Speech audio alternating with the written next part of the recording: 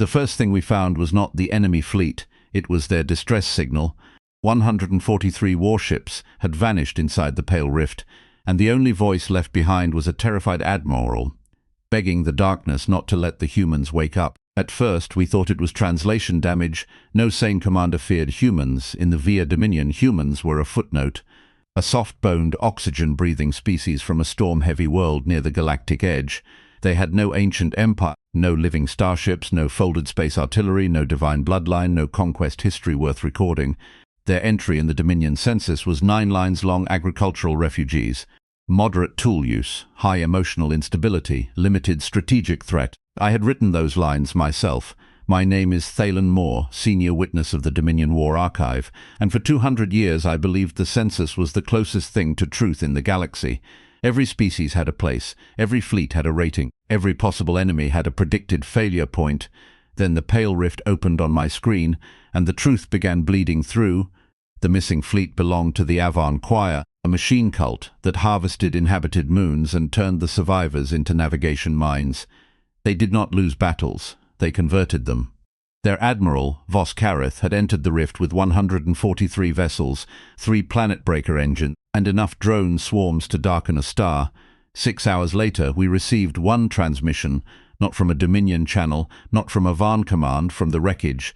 Vos Kareth's image appeared in broken pieces across the council chamber. His metal face was cracked. One eye flickered. Behind him, something burned blue-white in the dark. "They are not primitives," he whispered. The High Council laughed. I did not, because the Admiral was not looking at an enemy on his screen. He was looking over his shoulder, like a child hiding from a predator in the walls. "They let us enter," he said. "They let us scan them. They let us laugh." Then came the final words. "Do not open the human graves." The signal ended. For 7 full seconds. No one in the council chamber spoke. Then Minister Vole spread his silver wings and said what everyone wanted to believe. A psychological trick. The Avan failed, and now they blame a lesser species to hide their shame. The others murmured approval. I opened the census file on humanity. 9 lines, 9 useless lines. The Pale Rift was not supposed to contain any military civilization. It was a storm region, full of broken gravity, dead stars, and radiation currents that confused long-range scans. A few scattered colonies survived there by clinging to mineral-rich moons and trading water with passing ships. Humans had one such colony, New Carthage, population 12 million, defense rating negligible. I remember staring at that word, negligible.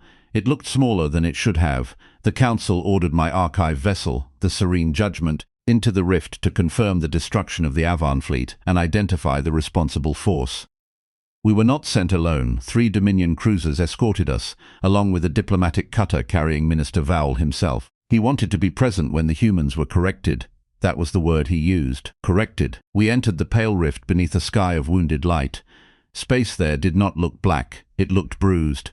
Purple clouds rolled between dead suns, and lightning moved silently through dust fields older than language. Our shields trembled as gravity pulled from 3 directions at once. New Carthage appeared after 4 hours. It was not impressive. A grey moon, artificial domes, mining scars, water vapor leaking from shielded valleys. Hundreds of tiny satellites moved in ugly, practical orbits, many of them patched with exposed metal and heat tape. Their orbital docks looked like they had been built by desperate hands using whatever pieces survived the last disaster. Minister Vowell clicked his mandibles in amusement. "These are the monsters that frightened the Avan." No one answered, because around that grey moon floated the Avan fleet, not intact, not scattered. Arranged 143 dead warships hung in perfect rings around New Carthage, each one disabled with surgical care. Their engines were gone, their weapon spines were cut away, their drone bays had been opened and emptied. But their life sections remained sealed. The Avan crews were alive. That was the first impossible thing. The second was worse. Every disabled ship had been turned outward, facing away from the moon like trophies nailed to a fortress wall, or warnings. Our tactical officer Iron lowered her voice. "Senior witness, there are no human capital ships in orbit." Minister Vowell leaned forward. "Then who did this?" Before anyone could answer, the human colony transmitted. The voice was calm, female, tired. "Dominion vessels, you are approaching a protected civilian zone. Hold your present distance and state your purpose." Vowell smiled. He loved moments like that. Moments where a small species did not yet understand the size of the hand reaching for its throat, he opened the channel himself. "This is Minister Vole of the Ver Dominion. You will surrender all prisoners, lower your defense grid, and prepare for inspection. Your unauthorized attack on an Avan military fleet has destabilized Dominion security interests." There was a pause, not a frightened pause, a patient one. Then the human said, "The Avan entered our space with active harvest engines. They targeted civilian habitats. We disabled their ships. We rescued their surviving crew. We are providing medical aid under quarantine." Vole's wings tightened. "You admit responsibility?" "Yes." The council chamber on our vessel went still. A primitive colony had just admitted, without pride or apology, to defeating an Avan war host. Vole's voice sharpened. "You will identify your weapons." "No." "Your fleet." "No." "Your commanding authority." Another pause. "My name is Mara Ellison. I coordinate New Carthage civil defense." Vole laughed softly. "Civil defense?" "Yes. You expect the Dominion to believe miners and farmers destroyed 143 Avan warships?" "No, Minister. I expect you to review the evidence and leave." I saw Vole's pride ignite. It is strange how wars begin. Not with strategy, not with necessity. Sometimes with one powerful creature hearing the word no from someone he had already decided was beneath him. He cut the channel and ordered our cruisers forward. "Disable their satellites," he said. "Cleanly. I want them afraid, not dead." "Minister, the Avan fleet is crippled and leaderless. Move." The cruisers advanced. The human satellites did nothing. They drifted in their crude orbits, dull and silent, no weapon charge, no shield flare, no targeting beams, nothing. Vole turned to me. "Make sure the archive records this accurately, Witness Moore." "Primitive defiance ends when confronted by civilization," I began recording. Our lead cruiser fired a low-yield pulse at the nearest satellite. The pulse never reached it. Something small moved between the beam and the satellite. Too fast for my eyes. A shard of dark metal, no larger than a coffin, unfolded a mirror-bright sail and swallowed the energy pulse whole. Then it vanished. Iron stood so quickly her chair struck the floor. Contact. Unknown object. No engine signature. The second cruiser raised shields, the third armed missiles. New Carthage transmitted again. "Dominion vessels, do not fire a second time." Vole's face darkened. "Or what?" Mara Ellison answered with the same weary calm. "Or we stop being polite." The third cruiser fired. Not at the colony, at the satellite cluster. For one heartbeat, nothing happened. Then the pale rift moved. That is the only way I can describe it. The dust fields around us brightened. Dead rocks tumbled out of shadow. Broken mining rigs, abandoned fuel tanks, ancient cargo shells, ice chunks, and wreckage pieces that our sensors had dismissed as debris all woke at once. They were not debris, they were guns, not elegant guns, not Dominion plasma lances or Avan conversion beams. They were ugly things, mass drivers hidden inside garbage, launch rails buried in ice, old cargo containers packed with guidance systems, asteroids carved hollow and filled with silent machinery. The humans had turned the entire battlefield into a weapon before we arrived. Our cruisers' shields flared as hundreds of projectiles struck from every direction, not randomly. Never randomly. One hit the shield harmonizer. Another struck the starboard maneuvering spine. 3 more punched into missile ports before they could open. The impacts were small compared to Dominion weapons, but each one landed exactly where it hurt most. The cruiser did not explode. It simply stopped being able to fight. Its lights flickered. Its engines died. Its weapons went cold. Iron whispered. They disabled it. Vole shouted, "Return fire!" The remaining cruisers unleashed full defensive salvos. The humans did not meet force with force, they made force stupid. Our plasma beams chased decoys made from heated scrap. Missiles locked onto false engine trails. Sensor ghosts bloomed across the rift like a swarm of phantom ships. Every time our systems found a target, the target became debris, and the debris became another weapon. It was not a battle, it was a room full of traps, and we had entered laughing. One by one, our cruisers lost their teeth, main guns severed, drives jammed, shield emitters cracked, communication arrays pinned by metal rods moving faster than thought. Not a single shot touched our crew compartments. Not one reactor was breached. The humans were carving the weapons off our ships while leaving the bodies alive. That frightened me more than destruction. Destruction can be instinct. Restraint requires control. Vole was no longer smiling. "Find their command ship," he hissed. Iron's hands trembled over the console. "Minister, there is no command ship." "Then where are the orders coming from?" She looked at the tactical display. From the moon, from the satellites, from the derelicts, from the mines, from the wrecks, from the old Avan ships, from everywhere. They are using distributed command, she said. Thousands of nodes, civilian systems, mining computers, medical relays, weather stations, even the disabled Avan vessels are repeating their signals. I understood then the humans had not built a fleet. They had built a nervous system and we were inside its skin. New Carthage transmitted again. Dominion vessels, your weapons are disabled. Your crews are alive. Your wounded will be treated if you request assistance. Do not attempt further hostile action. Vol's voice shook with fury. You dare threaten the Dominion? No, Minister, Mara said. We are refusing to die for your pride. The words struck the room harder than any projectile. For a moment, I was not looking at a primitive colony. I was looking at something the census had no category for, a species that did not want conquest, a species that did not want submission, a species that had studied the galaxy and decided survival required becoming kind only after becoming impossible to kill. Vol ordered the diplomatic cutter to open a private military channel. I was senior witness. All channels passed through my archive. I heard him contact the reserve fleet waiting beyond the rift, 6 dread carriers, 40 assault ships, enough power to burn New Carthage into glass. Enter immediately, Vowel commanded. Full suppression. No more restraint. I turned toward him slowly. Minister, I said, the humans are monitoring our transmissions. He looked at me as if I were a servant who had dropped a cup.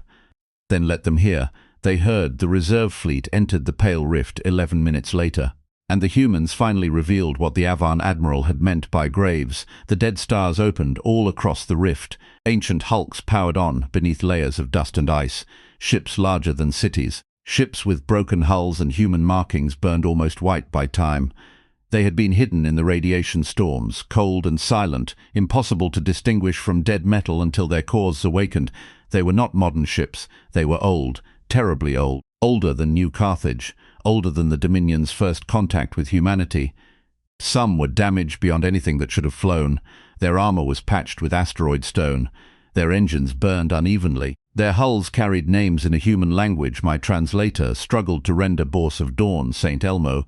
Mother of Exile's last argument, grief-made iron stared at them in horror. Those ships are not in the census. No, they were not, because the census had found humanity after their collapse, not before. Mara Ellison's voice filled every channel in the rift. Dominion fleet, you are entering a memorial defense zone. These vessels are automated guardians containing the recorded dead of the first diaspora. You will withdraw. The reserve admiral answered with contempt. Dead ships do not frighten us. Mara's reply was almost gentle. They are not dead to us. Then the old human fleet moved, not quickly at first, like giants waking from pain. The Dominion carriers formed a battle wall. Their shields overlapped in perfect doctrine. Their lances charged. Their drones launched in glittering clouds. The human ghost ships did not charge straight at them. They sang. At least that was how our sensors interpreted it. A wave of tight beam transmissions passed between the ancient vessels and New Carthage. Voices, millions of them. Not alive, not exactly, but patterned memory, tactical imprints, recordings of human crews who had died generations before and left pieces of themselves inside the machines. The Dominion called such things illegal war echoes. The humans called them ancestors. The first carrier fired. The ghost ship Mother of Exiles took the hit without evading. Its forward hull tore open. Atmosphere that had not existed for centuries vented in glittering frost. For one sick moment, Vol laughed, then the torn hull revealed what waited inside. A launch tunnel, 1,000 small craft burst from the wound like sparks from a forge, each one no larger than a shuttle, each one dragging a net of reflective wire. They spread in front of the Dominion beam weapons and bent the next salvo back into empty space. The carrier wall broke formation. That was all the humans needed. The old ship Last Argument folded itself through the rift's gravity shear, using the storm like a slingshot. It appeared beneath the nearest carrier and fired one projectile. The round did not explode. It passed through the carrier's shield, through its engine throat, through its central power column, and out the other side, carrying the ship's ability to move with it. The carrier went dark. Alive, always alive. The humans were still refusing to kill even now. Even against a fleet sent to erase them, the second and third carriers tried to retreat into high orbit. New Carthage moon turned its mining lasers on the ice fields around them, not to cut the ships, but to boil millions of tons of frozen vapor into space. The vapor blinded sensors. The old ghost ships vanished inside it. When the Dominion carriers emerged, their weapons had been removed so precisely that their hulls looked peeled. Vol's wings had collapsed against his back. He was watching the end of a worldview. "Why are they not destroying us?" he whispered. No one answered him. I knew, and I hated that I knew, because destruction would have been easier to understand. Revenge would have fit our models. Hatred would have fit the census. Mercy did not. Mercy from the weak is desperation. Mercy from the strong is judgment. The reserve admiral finally signaled surrender. Every Dominion vessel in the Pale Rift sat crippled, blind and disarmed. Not one reactor breached, not one habitat section targeted. Thousands wounded, but almost none dead. Human rescue craft launched before our surrender code finished transmitting. They came in ugly little ships with mismatched hull plates and red medical markings. They docked with Dominion cruisers. They cut open jammed doors. They carried our injured to treatment bays inside the very colony we had come to threaten. I watched a human medic kneel beside Minister Vool after a falling panel crushed one of his legs. Vool tried to pull away. The medic held him down with one hand and said, "Stop making it worse." There was no hatred in her voice. That was the worst part. Later, they brought me to New Carthage as formal witness. I expected a fortress. I found a colony that smelled of metal, rainwater, cooked grain, and hospital antiseptic. Children moved through pressure corridors carrying blankets for prisoners. Old humans repaired cracked seals while Dominion officers sat nearby in stunned silence. A mural stretched across the central dome, showing ships leaving a burning blue planet under a sky full of falling stars. Mara Ellison met me beneath that mural. She was smaller than I expected. Grey in her hair, dark circles under her eyes, a plain uniform with no medals. I asked her the question burning through every mind in the Dominion. "What were you before we found you?" She looked up at the mural. "Afraid," she said. "I waited," she continued. "A long time ago, something came to Earth, not your Dominion, not the Avan, something older. We fought, we lost. Some of us escaped. Most didn't." My throat tightened. "The census says Earth is your origin world." "The census found the grave," she said. "Not the people who ran from it." Behind her, human children were teaching an Avan prisoner how to drink from a cup without spilling. I did not understand them. I still do not. "You could have conquered this region," I said. "With those ships, with this technology, you could have forced recognition centuries ago." Mara looked at me then, and for the first time I saw the thing beneath human calm, not cruelty, not ambition. "Mera, we know what conquest costs," she said. "We buried enough worlds learning it." The words stayed with me. When the Dominion demanded the return of its vessels, the humans agreed. When the Avan demanded their crews, the humans returned them too, minus their harvest engines. When the Kronar sent observers, the humans offered them tea and a tour of the wreckage ring. No treaty was signed that day, no surrender, no grand alliance. Only a boundary. The Pale Rift was declared human protected space, and every major power in the galaxy received the same short message. You may pass if you come without weapons charged. You may speak if you come without chains. You may ask for help if you are hunted. But if you come to harvest, conquer, or erase, the dead will wake. I returned to the Dominion and opened the census file on humanity. 9 lines: agricultural refugees, moderate tool use, high emotional instability, limited strategic threat. I erased them. Then I wrote the only classification that felt honest: humanity. Survivor civilization. Appears weak by design. Avoid hostile contact. Do not mistake mercy for inability. I submitted the correction to the High Council. Minister Vowell opposed it, of course. Many did. Empires do not enjoy being told the map is wrong, but no Dominion ship has entered the Pale Rift with weapons armed since. Sometimes when I sleep, I still hear the Avan Admiral's broken voice whispering from the wreckage. "Do not open the human graves." Now I understand his mistake. The graves were never where humans buried their dead. They were where humans taught their dead to stand guard.